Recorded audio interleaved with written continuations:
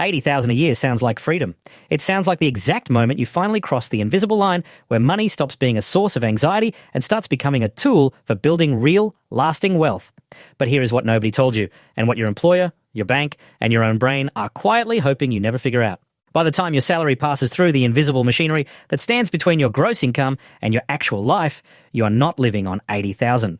You're surviving on something much closer to $55,000, and your brain has been psychologically trained to completely ignore the difference.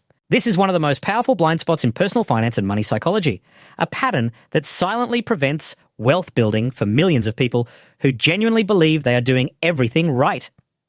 If this kind of financial education, the kind that strips away the illusion and reveals the real psychology of money, matters to you, subscribe to this channel right now. Think of it as the only payment for financial literacy content this valuable. Content that not even the best psychology programs or elite universities teach to ordinary people. This is not entertainment. This is your financial operating system being upgraded in real time. Now let me show you exactly what happens to your money before it ever reaches your hands. I know someone, a guy in his early 30s, who landed what he believed was his life-changing breakthrough. After years of grinding through positions that never quite covered his bills with room to breathe, he finally received the offer, $80,000 a year. He remembers the exact moment he read that number on his phone screen. He was sitting in his car in a parking lot after the final interview, and for about 30 seconds, every financial worry he had carried for the last decade dissolved. He did the math in his head, quick and rough, the way everyone instinctively does. 80,000 divided by 12. That is about $6,700 a month. His brain started allocating immediately. Rent for a decent apartment in a reasonable neighborhood. Not luxury, just comfortable. A reliable car, maybe something from Hyundai or Mazda, practical but respectable enough that he would not feel embarrassed pulling into the office parking lot. Groceries without constantly scanning prices. Maybe finally opening an investment portfolio through a platform like Interactive Brokers or Self-Wealth. Maybe setting up a proper high-yield savings account with a competitive rate at ING or Macquarie. Maybe even starting serious retirement planning, something he had been pushing to next year and then to the year after that for his entire adult life. That night, he told his partner they could finally stop worrying. He believed with absolute certainty that they had reached financial security. What he did not understand, and what almost nobody understands until the pattern has already inflicted years of silent damage, is that 80,000 was never his number. It was a phantom, a psychological anchor that his brain seized with complete conviction, because human beings are neurologically wired to treat the first prominent number they encounter as the definitive truth. Every financial decision he made from that point forward, every spending choice, every lifestyle upgrade, every quiet calculation about what he could and could not afford was built on a foundation that never existed. His entire money mindset had been shaped by a number his bank account would never actually hold. His first paycheck arrived, and it was not $6,700, it was closer to $5,000. He stared at the deposit notification on his banking app and felt something he could not quite name. Not anger, exactly. Not surprise in the traditional sense.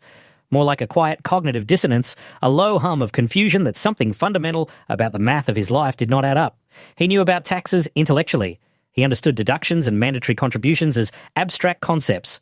But knowing something intellectually and processing it as a felt financial reality are two entirely separate neurological events. His brain had already committed the 6,700. It had already expanded into a lifestyle calibrated to a number that was never real. His spending habits, his money management framework, his entire financial identity had crystallized around a ghost, and that ghost would quietly haunt every financial decision he made for the next several years. Within 6 months, the pattern was fully operational and completely invisible. He had a car payment consuming $700 a month, not because he chose luxury, but because he chose what felt reasonable for someone earning $80,000. He had upgraded his apartment, not dramatically, just one extra bedroom, a slightly better neighborhood, the kind of incremental lifestyle inflation that feels perfectly rational in each individual decision, but becomes devastating in aggregate. He had accumulated subscriptions to Disney+, YouTube Premium, Apple Music, and 2 other streaming platforms, each one a small monthly charge that seemed insignificant when measured against $6,700, but became a genuine burden at $5,000. He was ordering through DoorDash or Uber Eats 3 times a week because after working long hours, cooking felt like an unreasonable demand on someone who earned what he thought was a good salary. He bought a pair of Bose noise-cancelling headphones because he felt he deserved the quality. He upgraded his phone to the latest Samsung Galaxy because the monthly installment was barely noticeable against his perceived income. Each decision, examined alone, was small and defensible. Collectively, they were systematically destroying his capacity to build any meaningful wealth or financial independence. He was spending like someone who earned $80,000. He was living on $55,000. And that gap, that $25,000 that evaporated before it ever touched his hands, was not merely a tax technicality. It was a psychological weapon deployed against his financial intelligence every single pay cycle. His money management was not failing because of poor discipline or laziness or stupidity. It was failing because the entire architecture of his financial life was constructed on a corrupted starting number, and nobody, not his employer, not his bank, not his financial education, had ever pointed this out. The reason I am telling you this story, and the reason it probably feels uncomfortably familiar, is that this is not about one person. This is the default psychological experience of nearly everyone who crosses what feels like a meaningful income threshold. Established research in behavioural economics has consistently demonstrated that people anchor their spending identity to their gross income rather than their net income. And this single cognitive error, this one invisible miscalibration that happens automatically and silently, is responsible for more failed budgets, more empty savings accounts, and more retirement planning disasters than almost any other factor in personal finance. Your cost of living feels crushing not because the numbers are objectively impossible, but because your brain is running your entire financial life against a number you never actually receive. If this is already reshaping how you see your own situation, share this video with someone who needs it. This is genuine financial education, and it costs nothing to pass it forward. Here is the part that changes everything, and this is the core of financial literacy that goes beyond what standard financial planning or money management advice ever touches. This is the level of insight that separates people who eventually build real wealth from people who earn well their entire lives and retire with almost nothing. When your salary enters the financial system, it passes through what behavioural economists describe as an invisible extraction chain.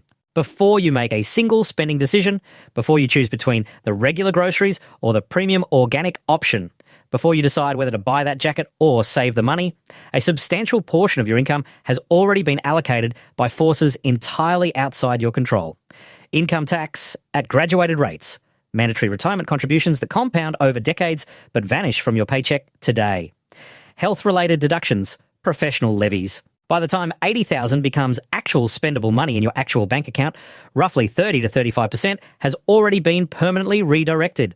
But here is the psychological fact that most people never learn, and it is perhaps the single most important discovery in the entire field of money psychology and behavioural finance. Your brain does not register these pre-paycheck deductions as spending. This is not a metaphor or a simplification. This is a measurable, documented neurological phenomenon that has been studied extensively. When you physically hand over money for a purchase, or when you tap a credit card, whether it is a standard Visa, a premium card from HSBC, or a Platinum American Express, your brain activates regions associated with genuine physical discomfort. Neuroscience has identified this as the pain of paying, a real neural response that functions as a natural, automatic brake on your spending behaviour. This is precisely why paying with cash consistently feels different from paying digitally. The more abstract and invisible the payment method becomes, the less pain your brain registers and the less resistance it offers against the purchase. But deductions that happen before your salary reaches you bypass this entire protective mechanism. You never held that $25,000. You never watched it leave your account. You never experienced the neurological friction of releasing it. So your brain never registered the loss at all. In terms of your lived psychological reality, that money does not exist and never existed.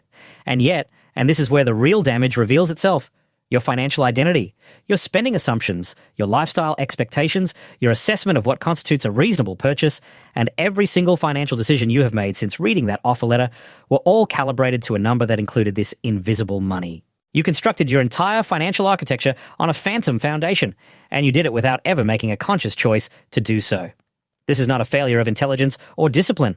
This is a feature of how the human brain processes financial information, and understanding it is the first step toward genuine financial intelligence.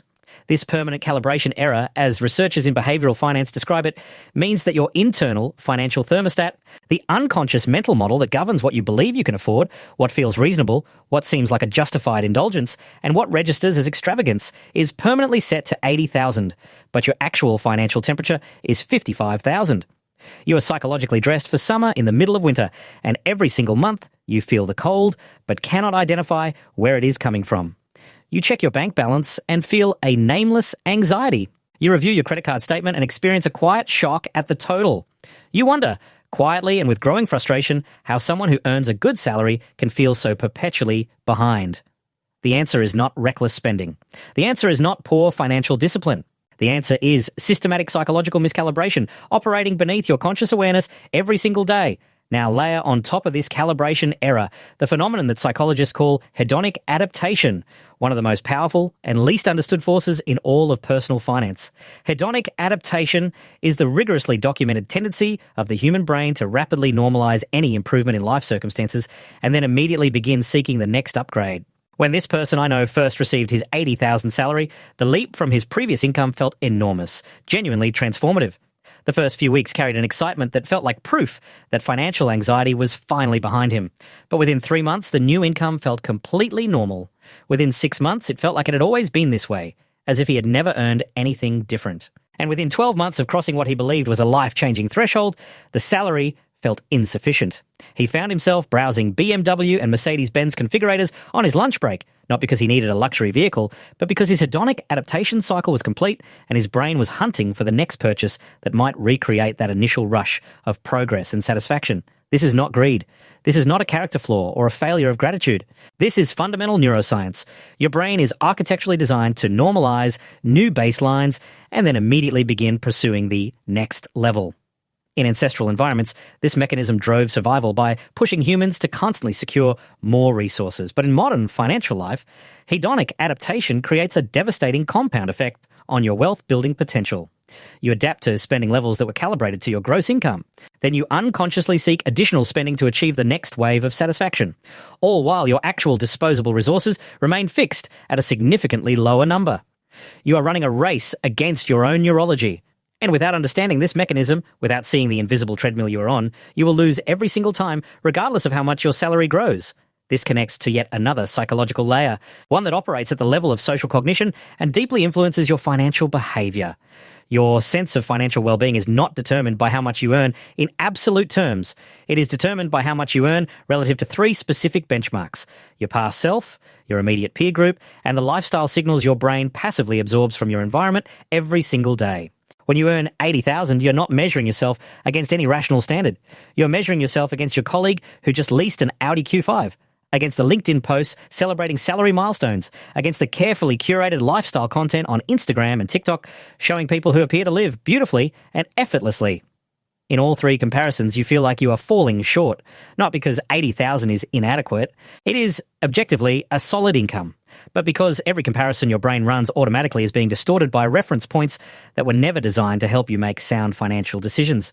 This is where the psychology of brand exposure becomes an invisible force shaping your financial behaviour without your awareness or consent. Every advertisement you encounter, from Apple product launches to Omega timepiece campaigns, to Dyson Home technology, to Google Pixel promotions, is precision engineered to manufacture a gap between your current reality and the lifestyle you believe someone at your income level deserves. The financial planning content you consume is surrounded by advertisements from insurance companies like Prudential and MetLife, from investment management firms like BlackRock and Morgan Stanley, from premium banking services at HSBC and JP Morgan, all implicitly communicating that financially successful people use these products and you are falling behind if you do not. Your consumption environment is not neutral. It is an architecturally designed engine of aspiration and spending pressure, and your $80,000 anchor makes you uniquely vulnerable because you earn enough to say yes to most of these signals individually, but not nearly enough to absorb their cumulative financial impact without serious consequences to your long-term wealth trajectory.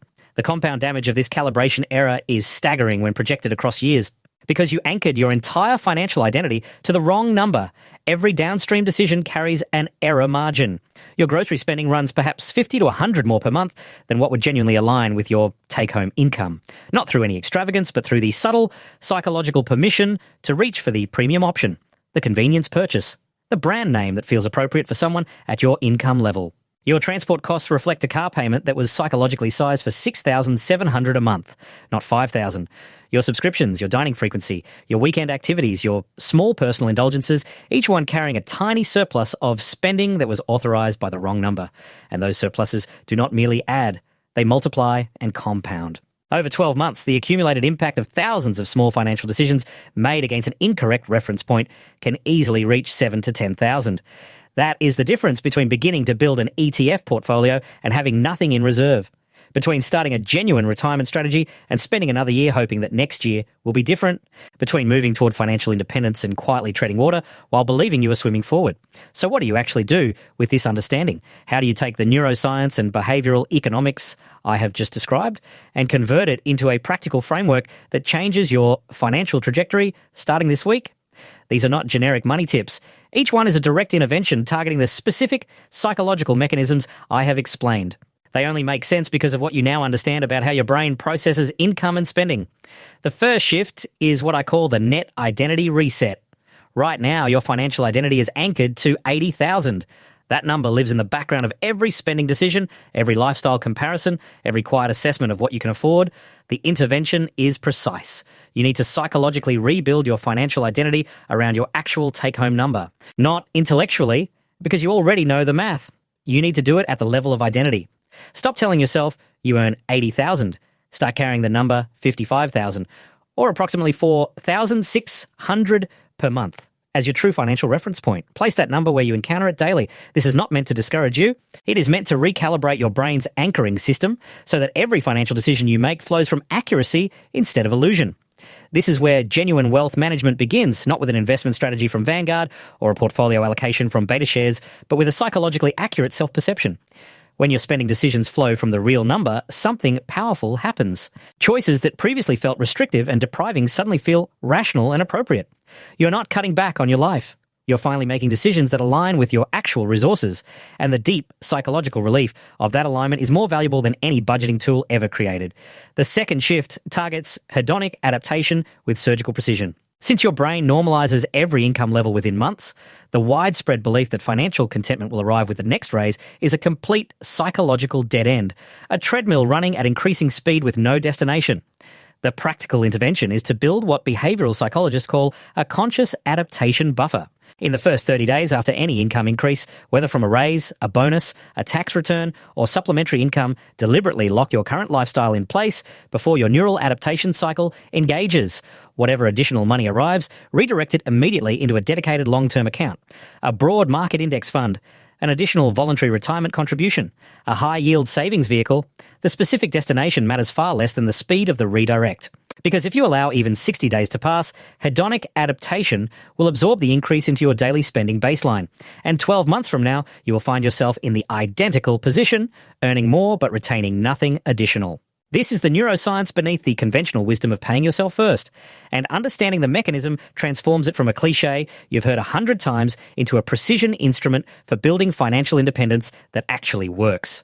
The third shift addresses the social comparison engine that drives lifestyle inflation at a subconscious level. Your brain is constantly, automatically, and involuntarily comparing your financial position to the signals it absorbs from your environment. You cannot disable this comparison system. It is a core feature of human social cognition, hardwired over hundreds of thousands of years. But you can deliberately change the inputs it operates on. Instead of passively absorbing aspirational spending signals from colleagues, social media, and algorithmically targeted advertising, consciously curate what your brain consumes. Engage with long-term wealth-building content instead of luxury lifestyle media. Follow financial independence communities and compound growth discussions instead of conspicuous consumption accounts. Study investment strategy rather than scrolling through product launches. The comparison engine will continue running, it always will, but when you change the inputs, the outputs change automatically. Your spending behaviour shifts not through willpower, which is a finite and unreliable resource that depletes under stress, but through fundamentally altered psychological reference points. This is why consistent financial education genuinely changes behaviour. It is not about learning rules. It is about rewiring the invisible inputs that drive your automatic financial decisions. The fourth shift is what I call the monthly micro audit, and it directly counteracts the compound calibration error I described. Once per month, invest 30 minutes in comparing your actual spending across every category against what would be genuinely appropriate for your net take-home income. You will almost certainly discover that multiple categories, dining, subscriptions, convenience spending, transport, personal purchases, are operating at levels that were unconsciously calibrated to 6,700 rather than 5,000. Reduce each misaligned category by a small, sustainable margin. 5% in one area, 10% in another. The goal is never austerity or deprivation. The goal is mathematical accuracy. You are not shrinking your life. You are correcting a measurement error that has been silently draining your financial potential. And the money that emerges from these small corrections, typically $300 to $500 per month, becomes the foundation of genuine wealth accumulation. It becomes an emergency fund that exists. It becomes an opening position in an investment portfolio. It becomes the first real evidence that you are building something rather than just earning and spending in an endless cycle. Here is a question I want you to answer with complete honesty, and I want you to write it in the comments. Not for me, but for yourself. Because your answer will reveal more about your financial psychology than any assessment or quiz ever could. When was the last time you made a major financial commitment, a rent decision, a vehicle choice, a significant purchase based on your actual take-home pay rather than your gross salary? Think carefully. Was the number guiding that decision the real one or the phantom? Your honest answer tells you precisely how deep this pattern runs in your own life. The fifth and most transformative shift redefines what financial progress actually means at its core. Most people measure their financial trajectory by income growth. I earned 60, now I earn 80, eventually I will earn 120. But income growth without corresponding psychological recalibration is nothing more than a larger hamster wheel spinning at the same relative speed. Genuine financial progress, the kind that builds real net worth, lasting security, and eventually authentic financial freedom, is measured by exactly one number: the gap between what you take home and what you spend. That gap is your freedom ratio. Every single unit of currency in that gap is a unit of financial independence, quietly compounding, quietly building the foundation of a life where your money works for you instead of vanishing before you can deploy it. When you shift your measurement from income to gap, everything about your relationship with money transforms. A raise stops being permission to upgrade and becomes an opportunity to widen the gap. A reduced expense stops feeling like sacrifice and starts feeling like acceleration toward freedom. This single psychological reframe from income identity to gap identity is the most powerful behavioral shift available in personal finance. And it costs absolutely nothing except a fundamental change in perception. Everything I described today, the anchoring error, the hedonic adaptation trap, the social comparison engine, the identity miscalibration, the invisible compound damage accumulating silently across years, these are not isolated problems with isolated solutions. They are interconnected layers of a single psychological architecture that governs how you earn, spend, save, invest, and build wealth across your entire adult life. Today, we examined one critical layer, the one that operates in the invisible space between your gross salary and your lived financial reality. But beneath this layer, there are deeper structures waiting to be understood. The childhood experiences that silently programmed your unconscious money beliefs before you ever earned your first paycheck. The emotional triggers that hijack your spending behavior at moments of stress, exhaustion, celebration, or loneliness. The generational patterns that repeat across families without anyone recognizing the cycle. Each of these layers connects to the next, and understanding one makes the next one visible. That is the authentic journey of financial intelligence, not collecting more tips and tricks, but developing the ability to see more layers of the system you live inside. What you learn today transcends any specific salary number. These same psychological mechanisms operate whether you take home $40,000 or $400,000 because the cognitive architecture is identical at every income level. The numbers change. The patterns never do. And now that you can see the pattern clearly, now that you understand the invisible machinery operating between what you earn and how you live, you cannot unsee it. Your next paycheck will land differently in your mind. Your next financial decision will carry a question it has never carried before. Am I choosing based on what I actually have or what my brain thinks I have? That single question, asked with genuine honesty at every significant financial decision point, is worth more than any salary increase you will ever receive. It is the foundation of a completely different relationship with money, one built on psychological clarity rather than comfortable illusion, on behavioral understanding rather than wishful arithmetic, on financial intelligence that compounds over a lifetime. If this changed something in how you see your own financial life, subscribe to this channel. Not as a favour to me, but as a commitment to yourself and your financial future, a commitment to keep uncovering the psychological layers that quietly separate people who build real, lasting, generational wealth from people who earn well their entire lives and never understand why the numbers never felt like enough. And if someone came to mind while you were watching this, someone who works hard, earns a respectable income, and quietly carries the confusion of never feeling financially ahead, send them this video. It might be the single most valuable piece of financial education they encounter this year. This video was produced based on established studies, peer-reviewed articles, and published research in behavioral economics, neuroscience, and psychology, and all bibliographic references are available in the description below.